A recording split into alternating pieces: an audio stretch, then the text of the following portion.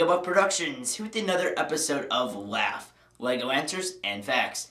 Now this week's theme was displaying Lego sets, or just displaying Lego in general. But before we get into that, next week's theme is going to be Bricklink. So if you have any questions about Bricklink, which is a website where you use it to buy Lego, whether it be Lego sets, Lego pieces, or Lego minifigs. So if you have any questions about that, you can put those in the comments below, and I'll be sure to answer those next week. So let's get on with the questions for this week. So the first is from Aiden Hailstone, and he asked, how long did it take you to collect it all? And he's referring to all the sets on display right now. And I don't have an exact year amount, but it's probably around 7 to 8 years.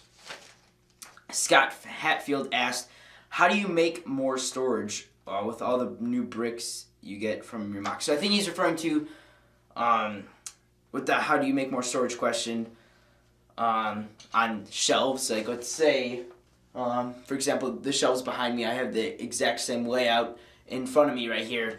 And so I have a bunch of sets, but when they fill up, what do you do? So usually I try to space my sets out as much as possible when I have them on the shelf. So as you can see behind me, there is some pretty decent space between each set. And then as I gain more sets, I'll just put those together and then like closer together and then closer together. But if it gets too much, it just doesn't look good. So I don't have a permanent solution for that now, but it's just bringing in more tables and shelving. Alright, so the Anything reviewer asked, when did you start displaying? I do remember this actually. My first display was this little baseball shelf. There was like 2 baseball bats that went into the wall. Not actual baseball bats, just flat, but it looked like it. And then these 2 blue shelves that came out, and I think I had 3 or 4 sets. That's when I started displaying. And then ever since then, it's been growing and growing. And then I think from there... Oh, and then I had this brown wooden cabinet thing with no drawers, just open shelves on there. So I put sets in there, and then on the baseball shelf thing too. And then eventually I went to the 6 shelves, or maybe it was 5 shelves, and then I got a 6th. I think that's what it was. And then when I moved in the Lego room, I got 2 sets of 6 shelves. So that was pretty awesome. H2 Brick asked, when you have only so much space, how do you display most of your sets? Just cramming them together in front of me on my Star Wars sets, and those are all just crammed together on one shelf. So there's no really good way to do that unless you have something, well, obviously since it's a limited space, you don't have a lot of room, so just putting it all together, or maybe just taking apart some sets, like let's say you have a bunch of battle packs, you can take apart the speeders or whatever it is, put those in a bin somewhere, and then only display the sets that look really cool on your shelves. Scott Hatfield, he corrected his earlier question when he asked about storage. How do you display new sets? So I don't really understand fully what he means by that, but basically when I get a set, after I build it, I'll usually have it on the table for a while, play with it, figure out what else I could do with it, whether I want to use it in a MOX or whatever that is.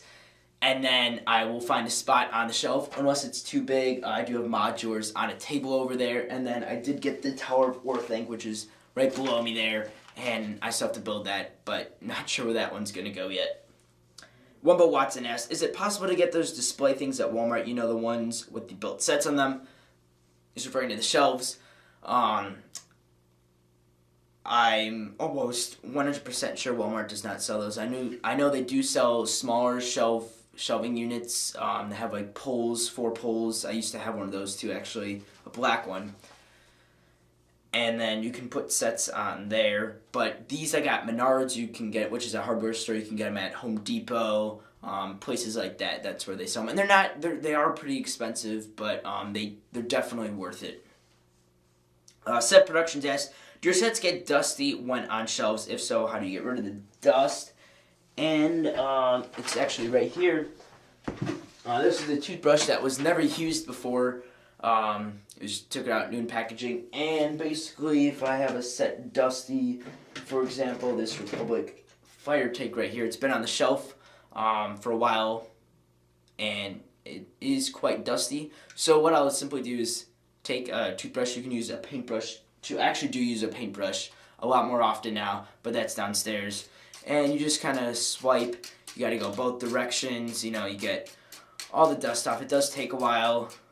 Sometimes if you have a really small vacuum or a sprayer thing that sprays air for cleaning keyboards, you can do that. But basically, this is just what I do. Again, a paintbrush does work a lot better. So, that's how I clean off the dust. And then I do, every now and then, take all the sets off all the shelves because the shelves themselves get very dusty. So then I clean off that dust with like a rag and some spray and stuff. Clumsy Kyle asked, have you ever tried to build a custom stand to display a set? If so, was it successful? Also, is that Star Destroyer on your shelf from 2006 or 2014? Let's see. That one right there, if you can see that, is from 2006. I do not have the new one. I'm not sure yet if I'm going to get that. And then, a lot of, here, I'll move the camera up, actually. A lot of these sets up there all the way on the top, these ships up there, you can see the T6 Jedi shuttles up elevated more, and then there's some sets behind there you can see are a little bit higher. That's because they are on stands, especially that Old Republic set back there. And basically what I do is I just stack a bunch of pieces up, or there was this black piece that I found on the pick brick wall one time, and I did use that. It's a really weird piece. It's like a square on the bottom, and it's like a support thing going up, or you just make your own thing with 2x4s and plates. So, and they do work. It's actually fairly simple to figure one out. Brickpile Productions asked, awesome, I've been waiting for something like this. Is it worth using transparent plastic boxes / display cases? So I know there are some glass ones that you can buy, and then there are just plastic ones, like clear plastic display cases you can buy. And I would only recommend those if you don't like to play with your Lego sets, if you don't use them ever, and if you just want them for shows. So let's say you bought, I don't know, the UCS Imperial Star Destroyer or the UCS Millennium Falcon. Those are sets you really don't want to play with, so I would maybe suggest getting one of those display cases for it, because it will prevent any dust from getting in. But again, it's just a hassle if you want to play with the set or use it for anything. Lego Trooper Productions asks, how do you keep your Lego clean while on display? Answer again with a toothbrush or paintbrush. And then how do you keep your dust away and things like that? Again, paintbrush, toothbrush. Again, you can use a keyboard cleaner spray thing if you want to. Lego Trooper, it just ends one. XX Mine or Min or Mine 3 Craft for the win. How do you display so many sets since you've bought so many?